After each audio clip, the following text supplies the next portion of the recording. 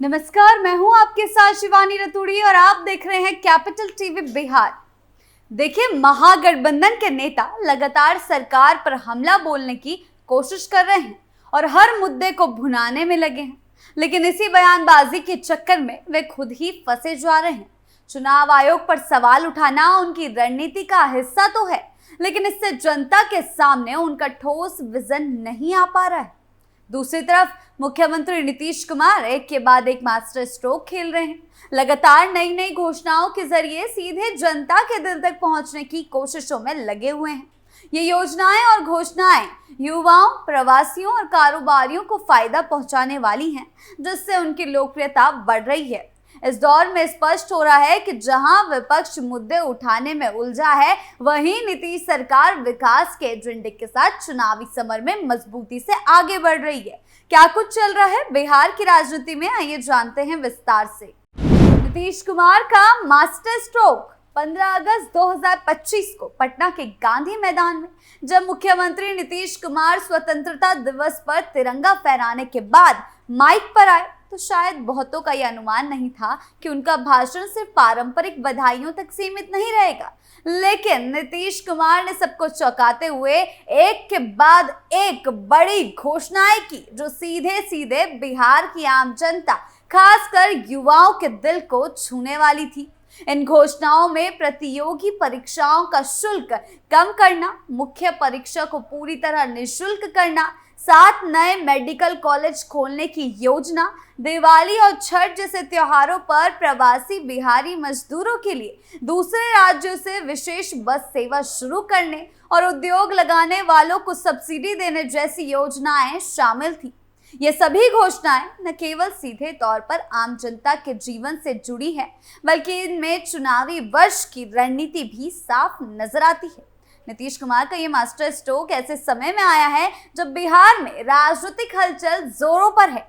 महागठबंधन में खींचतान चल रही है और विपक्ष की कोशिश है कि सत्ता पक्ष को किसी भी तरह से घेरा जाए। लेकिन नीतीश कुमार ने इन घोषणाओं से न केवल युवाओं को राहत दी, बल्कि महागठबंधन के नेताओं, खासकर तेजस्वी यादव की राजनीतिक जमीन को भी अस्थिर कर दिया है। बात अगर पहली और सबसे चर्चित घोषणा की करें, तो प्रतियोगी परीक्षाओं में आवेदन करने वाले लाखों अभ्यर्थियों को ये खबर किसी राहत पैकेज से कम नहीं लगी। मुख्यमंत्री ने घोषणा की कि अब बिहार में सभी तरह की प्रारंभिक प्रतियोगी परीक्षाओं का शुल्क सिर्फ 100 रुपए होगा और मुख्य परीक्षा के लिए अभ्यर्थियों से कोई भी फीस नहीं ली जाएगी। अभी तक देखा गया कि बीपीएससी, एसएससी, पुलिस भर्ती, शिक्षक बहाली जैसी परीक्षाओं में आवेदन शुल्क कभी कभी 500 से 1000 रुपए तक होता था, जो गरीब और ग्रामीण पृष्ठभूमि से आने वाले युवाओं के लिए एक आर्थिक बोझ बन जाता था। इस नई व्यवस्था से उन अभ्यर्थियों को लाभ मिलेगा जो साल भर तैयारी करते हैं, लेकिन आर्थिक कारणों से कई बार फॉर्म भरने से चूक जाते हैं। नीतीश कुमार ने कहा कि शिक्षा और नौकरी की राह में पैसे की बाधा नहीं आने देंगे, और यह बयान सिर्फ राजनीतिक नहीं था, बल्कि एक भावनात्मक जुड़ाव का हिस्सा बन गया। इस फैसले से मुख्यमंत्री ने युवाओं के दिल में एक विशेष स्थान बना लिया है, क्योंकि यह वही तबका है जो सोशल मीडिया पर बहुत सक्रिय है और हर छोटे बड़े फैसले की समीक्षा करता है।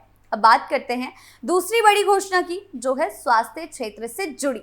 नीतीश कुमार ने अपने भाषण में यह भी बताया कि राज्य सरकार जल्द ही बिहार के 7 जिलों अररिया, बांका, नवादा, औरंगाबाद, जहानाबाद, कैमूर और खगड़िया में नए मेडिकल कॉलेज सह अस्पताल खोलेगी। ये योजना पहले प्रगति यात्रा के दौरान सामने आई थी, लेकिन अब उसे ठोस रूप देने की तैयारी है। राज्य सरकार ने इन मेडिकल कॉलेज के लिए 2860 करोड़ रुपए का बजट निर्धारित किया है और जमीन की पहचान भी लगभग पूरी कर ली गई है। इससे राज्य में मेडिकल शिक्षा का विस्तार होगा और खासकर ग्रामीण क्षेत्रों में बेहतर इलाज की सुविधा उपलब्ध होगी। अब तक बिहार के मेडिकल कॉलेज को सीमित सीटों को वजह से बाहर के राज्य में पढ़ाई के लिए जाना पड़ता था वहां के छात्रों को, लेकिन इन नए कॉलेजों के खुलने से स्थिति में बड़ा सुधार आने की उम्मीद है।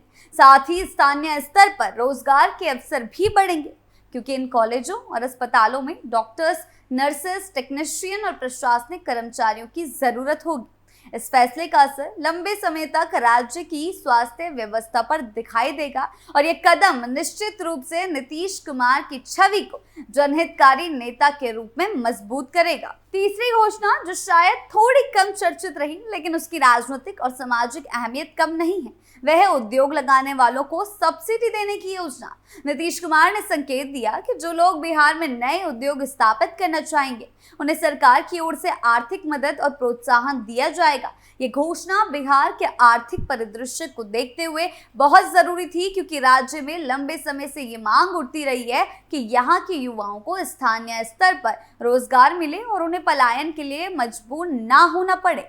और अगर ये योजना सही तरीके से लागू होती है तो ये राज्य की अर्थव्यवस्था के लिए गेम चेंजर साबित हो सकती है। इससे न केवल स्थानीय स्तर पर उद्योग और व्यापार को बढ़ावा मिलेगा बल्कि नौकरी के नए अवसर भी सृजित होंगे। नीतीश कुमार का ये कदम ये दिखाता है कि वे केवल चुनावी घोषणाएं नहीं कर रहे बल्कि विकास के हर आयाम को छूने की कोशिश कर रहे हैं।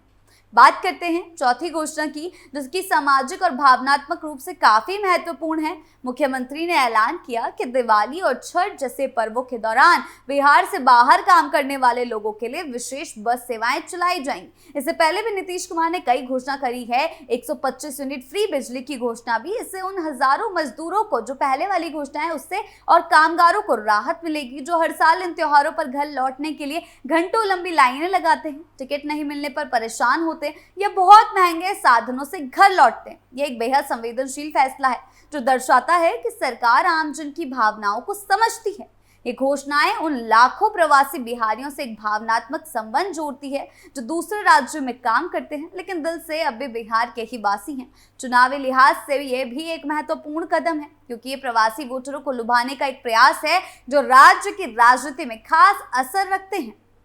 अब बता दें कि इन सभी घोषणाओं के बीच जब नीतीश कुमार की लोकप्रियता बढ़ रही है और लोग उन्हें विकास पुरुष के रूप में देख रहे हैं तो विपक्ष क्या कर रहा है? क्योंकि एक और नीतीश कुमार एक के बाद एक मास्टर स्ट्रोक खेल रहे हैं और विपक्ष की मुश्किलें बढ़ गई हैं। खासकर राष्ट्रीय जनता दल और कांग्रेस के लिए ये समय बहुत चुनौतीपूर्ण होता जा रहा है। जहां नीतीश कुमार जनता को योजनाओं का लाभ दे रहे हैं वहीं विपक्ष अभी भी SIR मुद्दे पर अटका हुआ है। SIR यानी कि स्पेशल इंटेंसिव रिवीजन के तहत मतदाता सूची पुनरीक्षण में गड़बड़ी के आरोप लगाए जा रहे हैं। तेजस्वी यादव, राहुल गांधी समेत महागठबंधन तमाम नेता चुनाव आयोग पर आरोप लगाते हुए दावा कर रहे हैं कि राज्य की वोटर लिस्ट में गड़बड़ी कर नीतीश सरकार लाभ लेना चाहती है। सीधा सीधा सरकार पर निशाना साध रहे हैं लेकिन जनता को अब केवल आरोप प्रत्यारोप नहीं बल्कि समाधान और स्पष्ट योजना चाहिए। और यही वजह है कि तेजस्वी यादव की आलोचना हो रही है कि वे नीतीश कुमार के घोषणाओं का ठोस जवाब नहीं दे पा रहे, केवल राजनीति कर रहे हैं। जी हाँ, अब जनता आरोप प्रत्यारोप की राजनीति से बाहर निकलकर घोषणाएं चाहती है, विजन चाहती है कि तेजस्वी भी उनके सामने विजन पेश करे। लेकिन अब राहुल गांधी ने 17 अगस्त से वोट अधिकार यात्रा शुरू करने की घोषणा की है जो कि सासाराम से शुरू होकर पूरे बिहार में निकाली जाएगी। इसका मकसद मतदाता सूची में पारदर्शिता सुनिश्चित कराना और जनता को अपने अधिकारों के लिए जागरूक करना है। लेकिन तेजस्वी के पास 2 वोटर ID कार्ड के मामले में वो जनता को क्या जवाब देंगे, ये बड़ा सवाल उठ रहा है। राहुल गांधी ने सोशल मीडिया पर इसे लोकतंत्र की रक्षा की लड़ाई बताया है और युवाओं, किसानों, मजदूरों से जुड़ने की अपील की है। लेकिन इस यात्रा को लेकर भी महागठबंधन में खींचतान शुरू हो गई है। राजद इसे कांग्रेस की एक तरफ पहल मान रहा है और इस बात को लेकर अंदरूनी असंतोष भी देखा जा रहा है क्योंकि दोनों की दोनों पार्टियां क्या चाह रही हैं, क्रेडिट कार्ड खेलना चाह रही हैं, क्रेडिट पॉलिटिक्स खेलना चाह रही हैं और इस यात्रा का पूरा क्रेडिट या तो राहुल लेना चाहते हैं या फिर तेजस्वी। ऐसे में महागठबंधन की एकता पर भी सवाल उठने लगे हैं।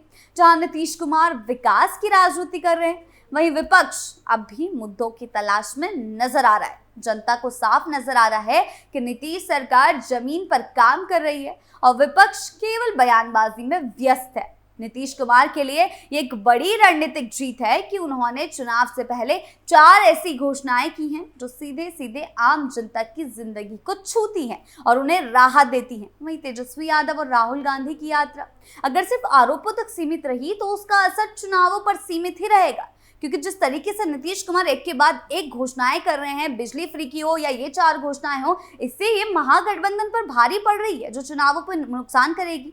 जनता अब केवल नारों से नहीं योजनाओं से प्रभावित होती है।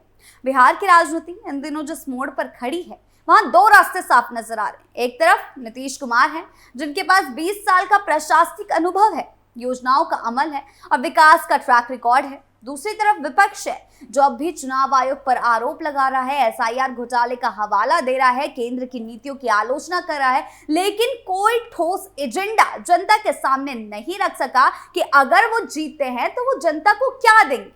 आरोप प्रत्यारोप की राजनीति चल रही है बस।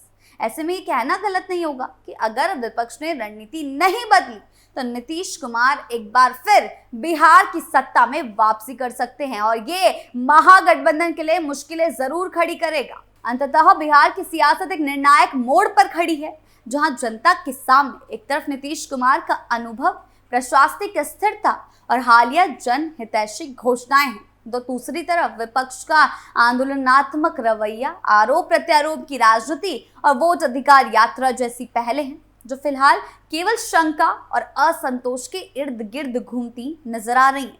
बिहार की जनता वादों से ज्यादा परिणाम देखना चाहती है, शब्दों से नहीं, कार्यों से भरोसा करती है और यही वजह है कि चुनावी साल में सत्ता के दावेदारों को केवल आलोचना से नहीं, ठोस विजन और जमीनी योजनाओं से आगे बढ़ना होगा।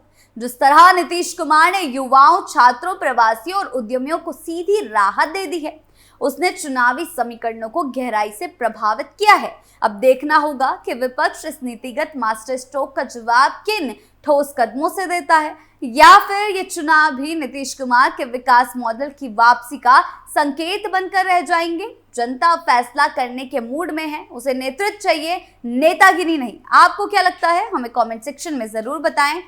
नमस्कार।